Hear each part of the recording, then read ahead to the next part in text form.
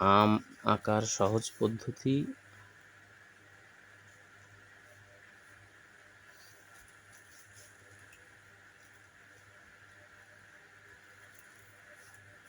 সোজা দাগ দিয়ে এপাশে যেটুকু এপাশেও সেটুকু সমান মাপ, তারপরে উল্টা ডি এর মতো করতে হবে,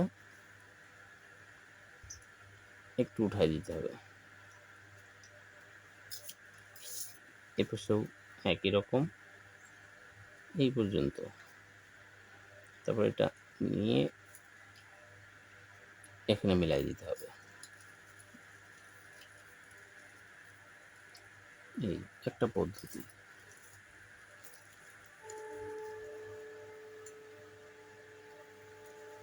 এই যে একটা পদ্ধতি।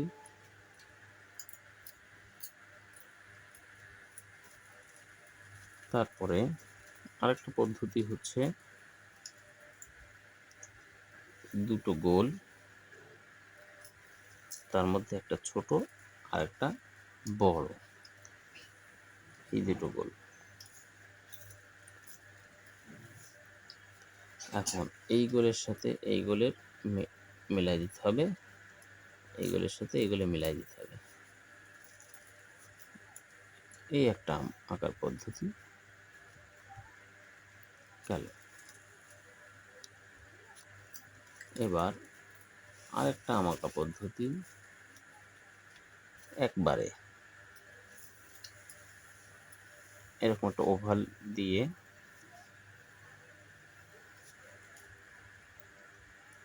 তারপরে এখানে বোটা, শুধু এই জায়গা থেকে একটুখানি এরকম খোল করে দিতে হবে, দাগটা বাঁকা দিতে হবে, তাহলে আম হয়ে যাবে।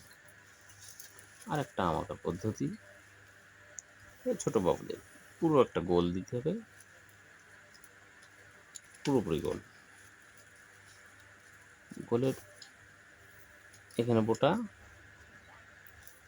আর এখানে একটু কেটে দিতে হবে। এই একটা আঁকার পদ্ধতি। তাহলে আমরা দেখলাম একটা, দুইটা, তিনটা, চারটা। এটা হলো এই এপাশে যেটুক এপাশে সেটুকু, এপাশে যেটুকু এপাশে সেটুকু। এই দাগটা একটু লম্বা হবে। তারপরে একটা ডি এর মতো, এখানে একটা ডি এর মতো, দুটো ডি একসাথে করে এইখান থেকে একটুখানি খোল করে দিতে হবে, তাহলে আম হয়ে যাবে। এই হলো আম। এই দাগটা মুছে দিতে হবে। এরপরে এইখান থেকে আমের বোটা,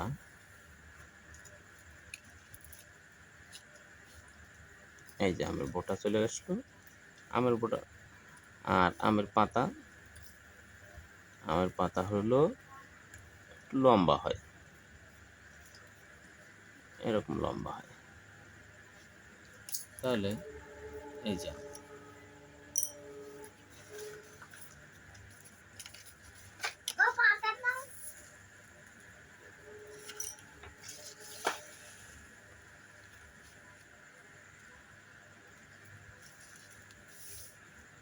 এখন এটা কালার করব।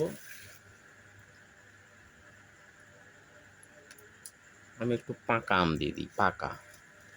এই জায়গায় একটু কমলা রং দিয়ে দিলাম, কমলা। আর এখানে একটু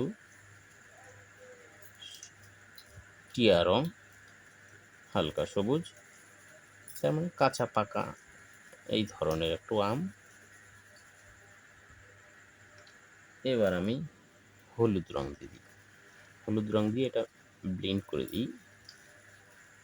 ব্লেন্ড করে দিলে, মেশাই দিলে, তাহলে আমার তিনটা কালার চারটা কালার এখানে হয়ে যাচ্ছে। উপরেও ওরকম অনেকগুলো কালার পাচ্ছি আমি, মিশানো কালার। এই যে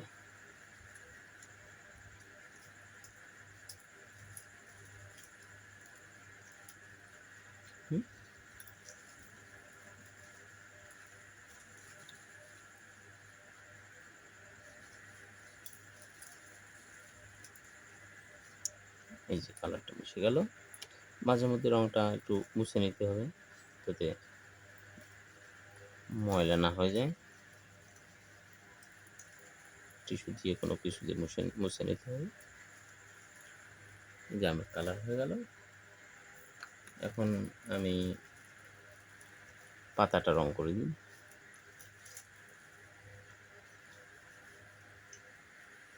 সবুজ দিলাম পাশে, যেন ওটা ছায়া মনে হয়।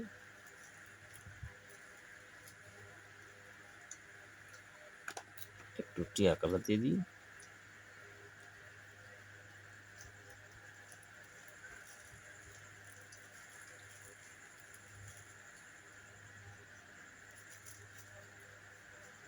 পাতাও কালার হয়ে গেল। একটু শিরাগুলো একটু গাঢ় করে দিলাম।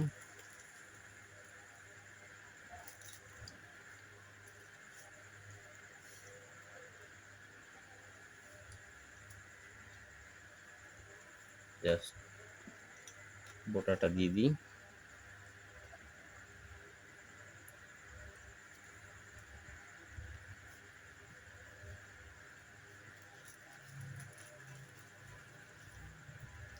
হয়ে গেল। লাইনগুলো একটু ক্লিয়ার করে দিই।